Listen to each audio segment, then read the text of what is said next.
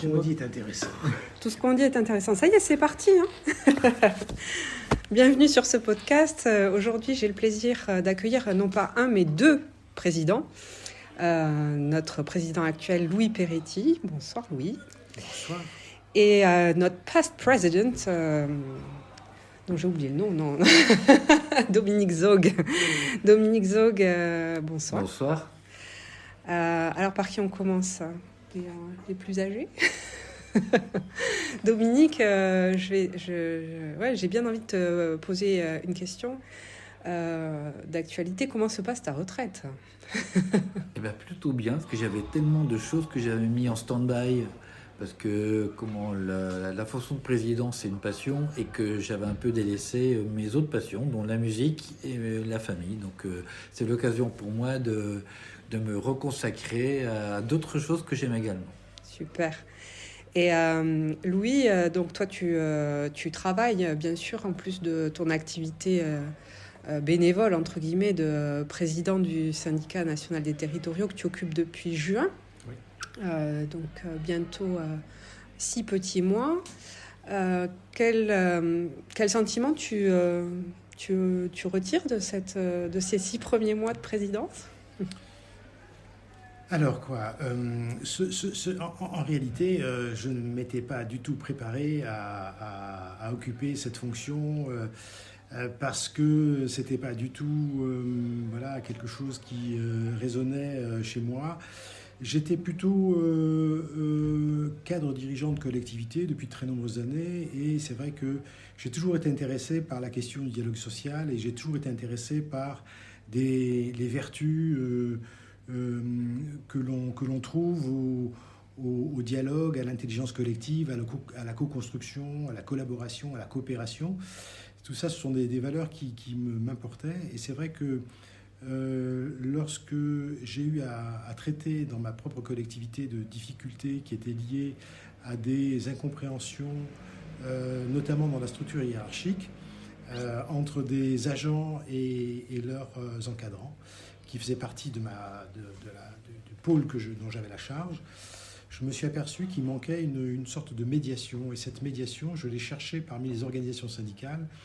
Et la seule qui a été en capacité de me parler de la territoriale, avec intelligence, bienveillance, avec des arguments différenciants, c'est-à-dire des arguments qui touchaient à des valeurs de construction, de respect, de probité, eh bien, je l'ai trouvé, ces valeurs-là, je les ai trouvées au SNT. Et tout naturellement, je m'y suis intéressé, j'en ai fait la promotion, au point que dans ma collectivité est née une section qui a fait un très joli score aux élections professionnelles. J'en ai assuré la présidence pendant un temps. Beaucoup m'ont demandé comment je faisais pour cumuler autant de casquettes. Alors j'aurais dit que j'étais aussi papa, j'étais aussi fils d'eux, j'étais aussi frère, j'étais aussi ami, et j'avais déjà plein de casquettes et plein d'identités, et que cette nouvelle identité n'était pas incompatible avec mon identité de cadre dirigeant, qu'au contraire elle était même complémentaire, puisque ça me permettait effectivement de comprendre les choses de façon différente, d'avoir des points de vue avec lesquels je n'étais pas forcément d'accord, mais qui me faisaient progresser dans ma réflexion. Et c'est tout l'intérêt du SNT, et c'est pour cette raison que je suis assez prosélyte, dans la mesure où j'invite vraiment tous mes collègues cadres territoriaux à rejoindre le SNT, d'autant plus que maintenant j'en assure la présidence, et ça montre à l'évidence, si besoin était, que tout cela est vraiment possible. Tu veux dire que tu retires un vrai bénéfice personnel de cette aventure ? Ah oui, parce qu'en réalité, je l'ai dit à Dominique lorsque j'ai adhéré au SNT, la vie professionnelle, en fait, a été très généreuse avec moi. J'ai fait à peu près la moitié de ma carrière dans le privé, la moitié de carrière dans les collectivités territoriales. Et la vie a été très, très généreuse. La vie professionnelle a été très généreuse parce qu'effectivement, elle m'a beaucoup apporté. J'ai beaucoup progressé, je me suis beaucoup transformé. Et j'ai eu envie, effectivement, de partager cette idée que l'on peut être résolument optimiste dans un monde qui, justement, a tendance à catégoriser, à séparer, à regarder le verre à moitié vide plutôt que le verre à moitié plein. Et il m'importait de montrer que finalement la fonction publique, territoriale notamment, mais la fonction publique en général, mais la territoriale en particulier, c'est une fonction publique qui fonctionne. Et d'ailleurs, on l'a montré pendant la crise Covid, ces quelques mois où la France s'est arrêtée, eh bien, les services qui ne s'arrêtaient pas, c'était les services publics au service des administrés, donc du plus grand nombre, et dans la territoriale, eh bien, les villes continuaient à être sécurisées, nettoyées, renforcées.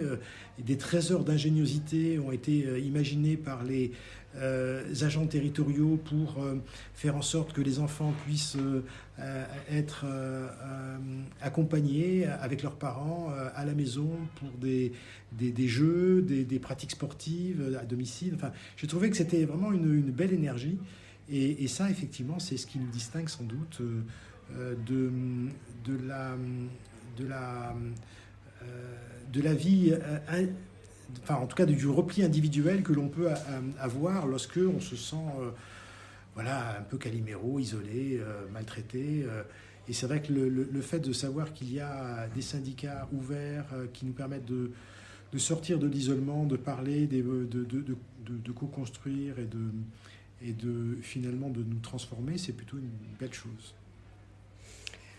Est-ce que finalement, c'est pas le caractère innovant du syndicat national des territoriaux qui est séduisant ?